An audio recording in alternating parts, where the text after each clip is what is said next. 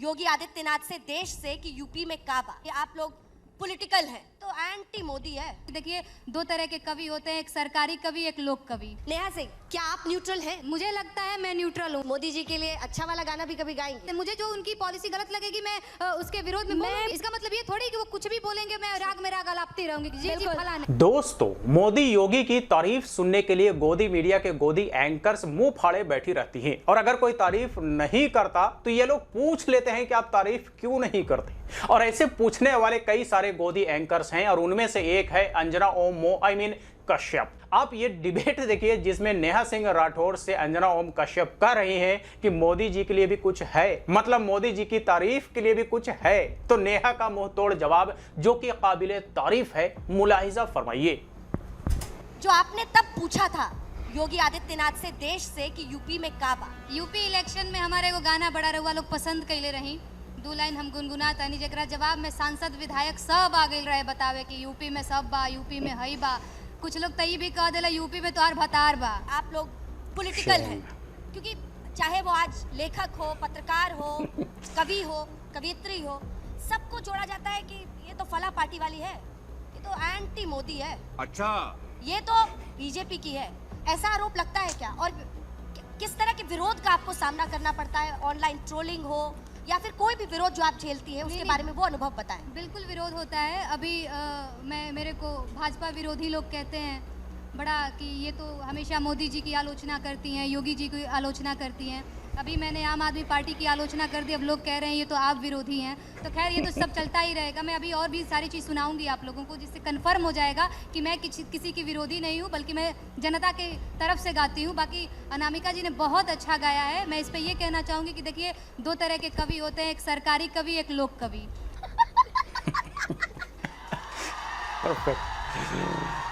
तो देखिए, ठीक है, यदि मुझे ठीक है, मैं जवाब लूंगी, आपका जवाब लूंगी, पूरा कर लेने दीजिए।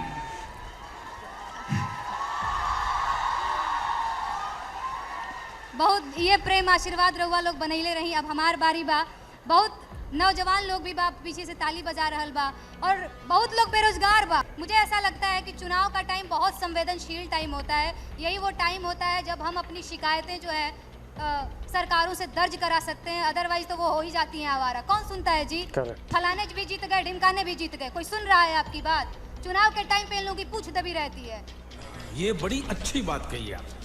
इनको भी पता है कि नहीं, इनकी बात सुनेंगे तो वोट नहीं देंगे, तो खूब लोड लेते हैं ना जनता का, तभी तो जाकर के वोट मांगते हैं। तो इस टाइम पे हम कलाकारों की जिम्मेदारी और बढ़ जाती है, ना कि सरकारी कवियों की तरह, सरकारी कवित्रियों की तरह गाने लग जाए।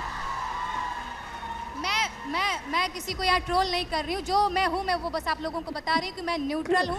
मैं खुद को लोक गायिका कहती हूँ, और मुझे लगता है कि एक सच्चा कलाकार लोक के हितों से कभी समझौता नहीं कर सकता, तो वो मैं करती हूँ। देखिए, व्यक्तिगत होना बहुत आसान होता है। आप बात बात पर ये बात मैं फिर कह रही हूँ कि एक व्यवस्था के विरुद्ध लिखना बहुत बड़ी बात है। व्यवस्था के विरुद्ध मैंने भी लिखा है, ऐसा नहीं है किसी एक के पक्ष में लिखा है, किसी एक के विपक्ष में लिखा है। बिल्कुल मैम, आपको जो दिखा है वो लिखा, कोई हाँ, यही मोदी जी के लिए अच्छा वाला गाना भी कभी गाएंगे? और वो लिखकर वाला भी आपका रह गया था, तो रवा के बताओ तनी, हमारा पहला गीत का शुरुआत ही मोदी जी कमीशन का समर्थन में रहे। रवा लोगन के बता दी, पता नहीं कहाँ रवा लोग, मतलब आप थोड़ी देर के लिए सरकारी हो गए थे? नहीं नहीं नहीं नहीं, जली ना, तेरी भी जली ना। हाँ, मतलब भाई अच्छी बात लिखी जाएगी तो सरकार।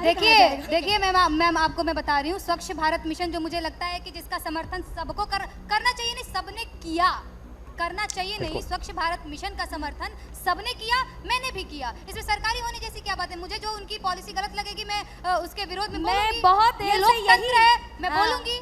इसका मतलब ये थोड़ी कि वो कुछ भी बोलेंगे मैं राग में राग अलापती रहूंगी जी फलाने। मैं इतनी देर से आपको यही बता रही हूँ कि यदि अच्छी बात की तारीफ की जाए तो उसे सरकारी होना नहीं कहते हैं। चुनाव के टाइम पे मैम, किसी भी टाइम, चुनाव के टाइम, किसी भी टाइम पे समय देखकर कविता नहीं लिखी जाती है, समय देखकर कविता नहीं होती है, कविता होती है और किसी भी समय होती है। अपनी अपनी लकीर लंबी करें, दूसरे की लकीर ना मिटाएं, आपस में ना भिड़े। मैंने पहले भी कोशिश की थी, अपनी अपनी लकीर लंबी खींचिए, दूसरी की मत मिटाइए। नहीं, बिल्कुल हम उसी में विश्वास भी करते हैं।